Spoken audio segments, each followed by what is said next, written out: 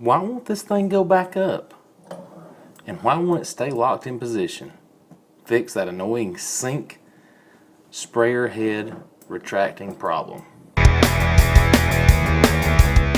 Here's how it's supposed to work once you adjust the weight and get the right amount of weight on there. Pull it down and watch it retract immediately. So, big fad is the single sprayer head that detaches and retracts back into the faucet, and people put these in all the time, but however they start using them, and after a little while you get this problem. You pull the sprayer head out, you let it go, and it just slowly goes back there, and it kind of stops an inch. It may work its way back to within just a little bit, but then you're stuck with this look right here all the time. It drives my wife crazy. So how do we fix that?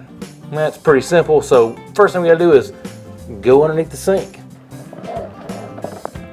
This is this line that goes to the sink, and on that line is a weight, little metal metallic weight. And what's happened here, this is in the fully up position, so it's fully locked in place here. So what we've got to do in order to adjust this is actually unscrew this screw here and the screw on the other side that removes the weight off, and just readjust the weight back up towards the top so that it actually puts more pressure on the line when it comes to falling position, which will make it fall in place and lock where it's supposed to. So that's what we're going to do now.